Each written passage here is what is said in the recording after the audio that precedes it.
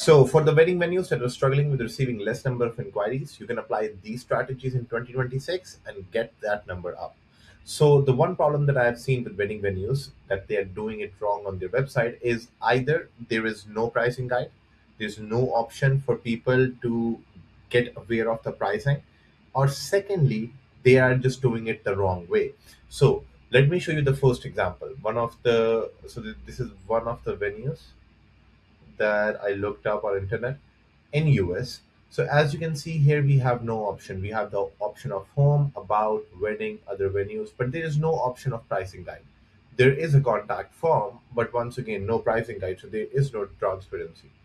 The second thing is now on this website, as you can see, there is an option of pricing, but they are letting people download the pricing guide without the couple or the person giving them anything in return.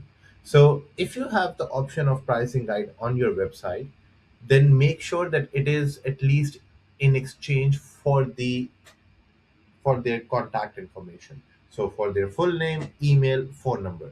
The same things that you receive via wedding buyer or the not. But the only difference is that this time you're also receiving the phone number.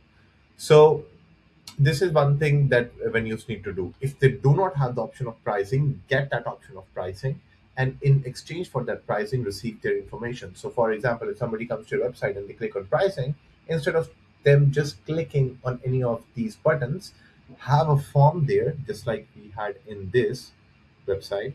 Now they only have the form but no option for pricing, but have a form that says download the pricing guide and basically collect the same amount of information, or you can have the first name and last name in the same field if you want to, and then email, phone number, and let them download it.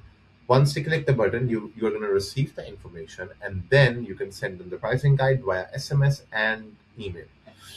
Another thing that you can do also with the pricing guide, before I jump on the second strategy that you can implement, is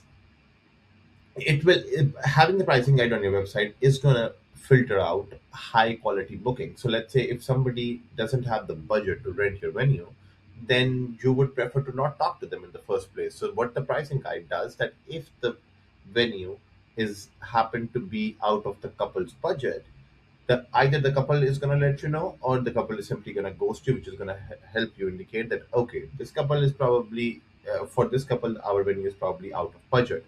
Now you will continue to follow up with them until they reply you back, but in one of their replies they will let you know that it is out of their budget, which is going to help you to not follow up with them over and over again and save some time. Now, the second thing that you can do is do not ask a lot of questions on your forms, on your contact forms. Here, this is a perfect example of the right form. First name, last name, email, phone number. That's all you need on the form. All these other things, their event date, their estimated guest count, all of this is only going to create resistance for the couple to drop their information. So that's why I suggest you, and this is something that I'm not assuming, rather, I have seen it working after being associated with over 100 venues in the state. So,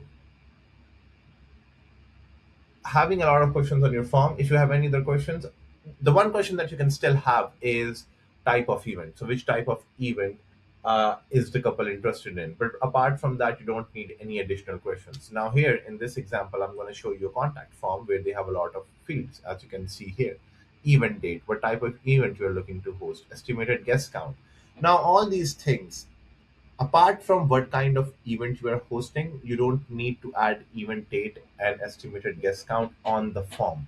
Rather, what you can do is that you can ask these questions in the follow up sequence. So whenever somebody fills out a form, I assume you have some kind of follow up. If you don't have a follow up, then have it right now, because you're missing out on a lot of money making opportunities. But if you already have a follow up, add the question of event date and estimated guest count in there. So you can have a follow up which says that, hey, thanks for inquiring. I understand that you're looking to host your whatever event that is selected on the form. Can you please let us know what is your estimated date and guest count? Now, this question helps you start the conversation, which will ultimately lead to a booking of a tour. and also help you increase the resistance that you have created on your website.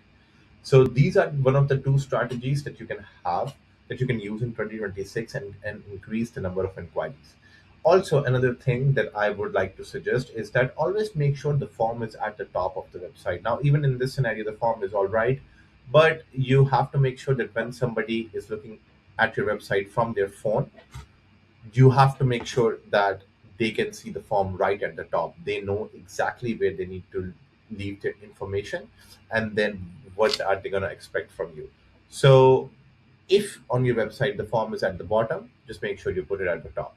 So these are a few of the things that you can apply on your website right now, and I will guarantee you that it's going to help you increase at least even 1% of inquiries. But even that 1% can help you generate 20,000 dollars worth of wedding.